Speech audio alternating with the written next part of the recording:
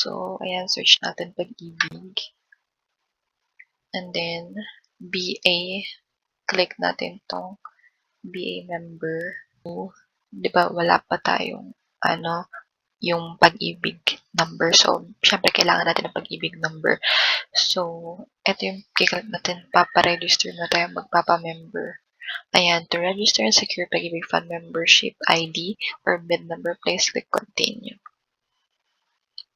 So, another tab na mag-open. And then, ito yung membership registration para maging member. Ayan, if i-fill out nyo lang itong mga to. Dito, syempre, apelido.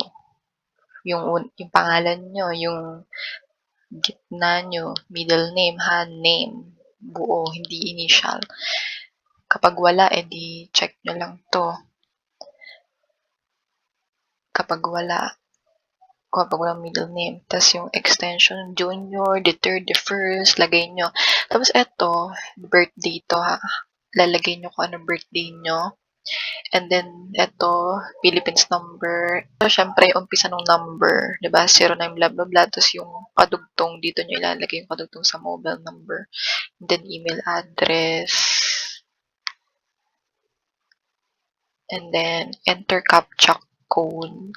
Gagayahin nyo lang yung nakalagay dito. And then, click register.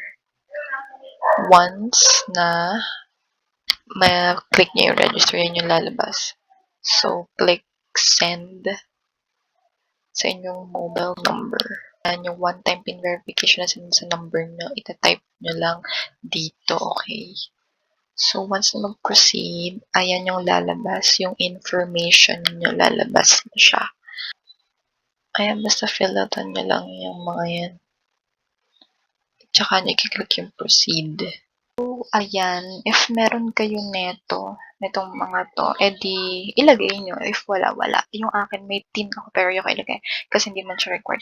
And then, so, tapos na ako, no?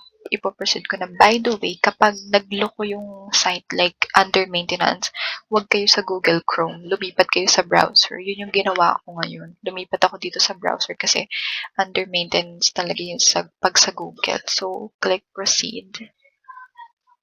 So, ayan na yung next na fill out natin. So, if tapos nyo na i-fill out, click proceed. If done na.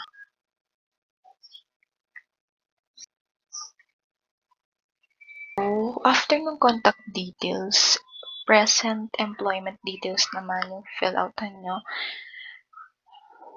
If occupational, if may trabaho kayo or not. Ako kasi wala akong work, so unemployed, not yet employed. And then membership category, wala. Pero if employed ka, eto, ayan, nandito. Kung saan yung category mo. Pili ka na lang here. Ayan.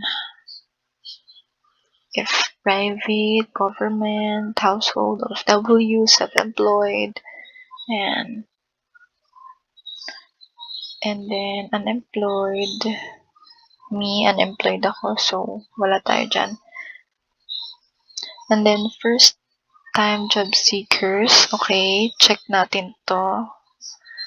Dahil first time job seekers tayo. Check this box, the first time job seekers. So, hindi natin fill out yan dahil first time job seeker tayo. Hindi ko na alam to eh. Basta yun. If working kayo, alam niyo naman na kung anong lalagay here. Ayan.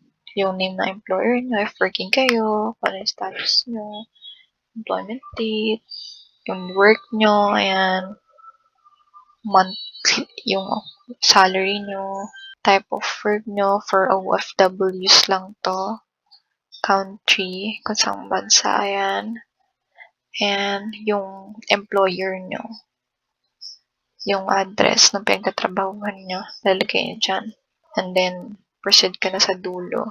Ito na yung lumabas. Kanina is employment details. Ito naman. Previous employment. So, dahil nga wala pa tayong work, so, ganyan yung lumabas. If nag-wo-work kayo, ayun, kailangan nyo 'tong i-click, i-fill out pala. Okay, and then, so dahil nga wala naman akong work, click proceed ko na. Ayan, hairs. Ito naman, lalagay nyo dito kapag yung namatay kayo, kung sino ba yung benefit ng pag-ibig nyo, di ba? Yung beneficiaries na tinatawag natin. Click add hers.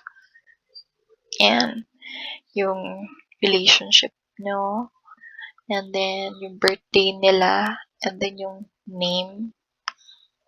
Yun lang naman. Wala, pwede nyo hindi siya lagyan. So, ako hindi ko na ilalagay. Hindi ko nalalagyan. So, if hindi nyo naman lalagyan to, you can click proceed. Ng details na nilagay nyo dyan, lalabas na, tapos na, ganun. I-check nyo na lang if tama ba yung mga if tama naman, no, na-check nyo na lahat. Submit na natin siya yung registration. Click submit. If tama naman na, di ba?